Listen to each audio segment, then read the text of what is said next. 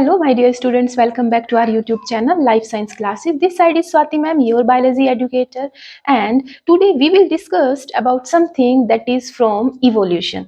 And this concept is very important for your upcoming board exam.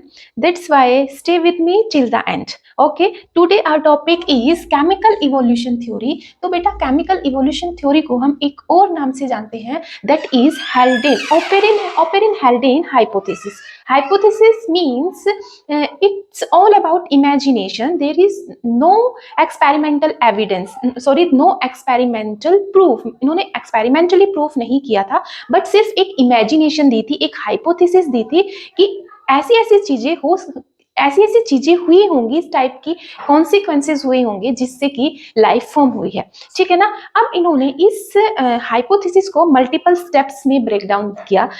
3 steps में इसको complete किया इस hypothesis को. First step, formation of simple molecule, simple organic molecules. First step था इस hypothesis का, formation of simple molecules, organic molecules. Then second step क्या था हमारा, formation of organic compounds, complex organic compounds, formation of complex organic compounds. And third step is formation of probionts. Probionts मतलब कि precursor of living cell, यानी कि जो living cell बनने वाली है उससे जस्ट पहले की सिचुएशन की बात हो रही है. ठीक है ना. अब बेटा देखो, अब फर्स्ट स्टेप पे आते हैं और चलते हैं 4 million years back. 4 million years back की अगर हम बात करते हैं तो उस टाइम पर अर्थ की कैसी सिचुएशन थी, कैसा एनवायरनमेंट था अर्थ के ऊपर. तो बेटा देखो, उस टाइम पर टेम्परेचर लगभग अप्रोक्सीमेटली 800 डिग्री सेंटीग्रेड प्लस था.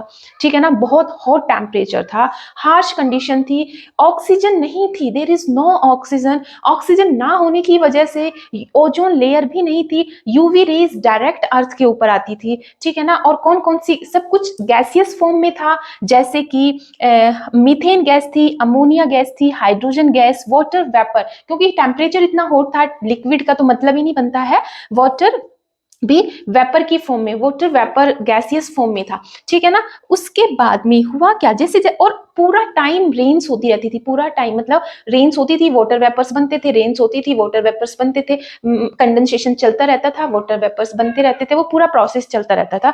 ठीक है ना. तो इस तरीके से ये सिचुएशन समझ में आई. तो अब ऐसे सिचुएशन में अब हुआ क्या, ड्यू टू लाइटनिंग और यूवी रेडिएशन, जो लाइटनिंग हो रही थी, बहुत सारे वोल्केनिक इरप्शन हो रहे थे उस टाइम पे, तो ड्यू टू लाइटनिंग, थंडरस्टॉर्म और यूवी रेडिएशन, इन सब चीजों के मिलने से क्या हुई, रिएक्शंस होने लगी. जो गैसेस थी वो आपस में रिएक्ट करने लगी और उन्होंने रिएक्ट करके कुछ क्या बनाए, कुछ सिंपल्स ऑर्गेनिक मॉलिक्यूल्स बनाए, जैसे मीथेन, वाटर, H2 आपस में रिएक्ट करते हैं तो शुगर और फैटी एसिड्स बनाते हैं. मीथेन, वाटर और अमोनिया गैस रिएक्ट करते हैं तो अमीनो एसिड्स बनते हैं. ठीक है ना. CH4 हाइड्रोजन साइनाइड और वाटर और अमोनिया गैस आपस में रिएक्ट करते हैं तो नाइट्रोजनस बेसिस बनते हैं. तो these are what, these are simples organic compound, these are simples organic molecules, not compound, these are simples organic molecules. ठीक है ना. ये हुआ फर्स्ट स्टेप में ये हुआ. उसके बाद second step formation of organic compound. अब देखो यहाँ पर क्या हुआ बेटा, जो भी हमारे सिंपल ऑर्गेनिक मॉलिक्यूल्स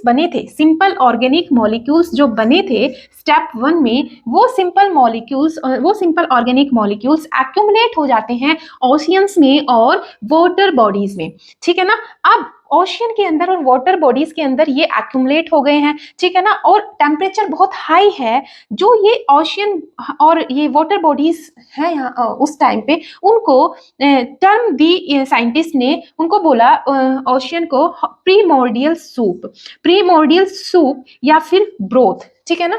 जिसमें ओशियन के अंदर, वाटर बॉडीज के अंदर जितने भी हमारे सिंपल ऑर्गेनिक मॉलिक्यूल्स थे वो एक्यूमुलेट हो जाते हैं और उस टाइम पे साइंटिस्ट उसको क्या बोल रहे हैं, प्रीमोर्डियल हॉट सूप, क्योंकि टेम्परेचर बहुत हाई है. ठीक है ना. या फिर उसको ब्रोथ भी बोला गया. ठीक है ना. अब आगे हुआ क्या, अब इन सिंपल ऑर्गेनिक मॉलिक्यूल्स का हुआ पॉलीमराइजेशन, और पॉलीमराइजेशन के बाद में इन्होंने क्या बना लिए, इन्होंने कॉम्प्लेक्स, सिंपल से अब कॉम्प्लेक्स ऑर्गेनिक कंपाउंड बन गए हैं। सिंपल से अब कैसे बन गए बेटा, कॉम्प्लेक्स ऑर्गेनिक कंपाउंड पॉलीमराइजेशन के बाद में, ठीक है ना, जैसे कि प्रोटीन, न्यूक्लिक एसिड्स, लिपिड्स, ये हमारे अब कॉम्प्लेक्स ऑर्गेनिक कंपाउंड फॉर्म हो गए हैं। अब हम चलते हैं थर्ड स्टेप की तरफ को, थर्ड स्टेप की तरफ को देखते हैं।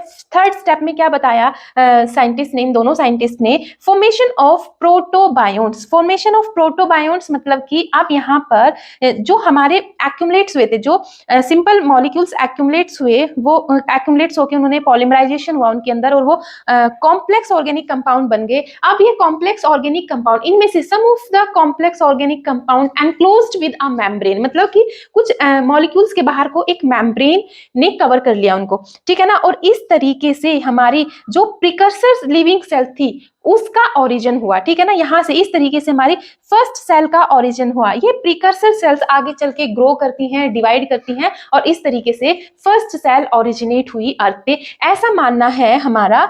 ऐसी जो ये हाइपोथेसिस दी, ये किसने दी थी, ऑपेरिन एंड हेल्डेन ने, इसलिए हम इसको बोलते हैं ऑपेरिन हेल्डेन हाइपोथेसिस। लेकिन student this is all about Oparin Haldane hypothesis, and in next video we will discuss about Miller Urey experiment, Miller Urey experiment, जिसमें कि इस हाइपोथेसिस को उन्होंने एक्सपेरिमेंटली प्रूव किया है। नेक्स्ट वीडियो में हम इसको देखेंगे, ठीक है ना। और ये टॉपिक बेटा सीबीएसई बोर्ड एग्जाम के लिए बहुत इंपॉर्टेंट है, बार बार क्वेश्चंस पूछे गए हैं इससे, ठीक है। तो और फिर आगे इस अभी हम आने वाली कुछ वीडियोस में उन्हीं टॉपिक को टारगेट कर रहे हैं जो सीबीएसई बोर्ड में रिपीटेडली पेपर्स में पूछे गए हैं। Okay, stay tuned and thank you so much.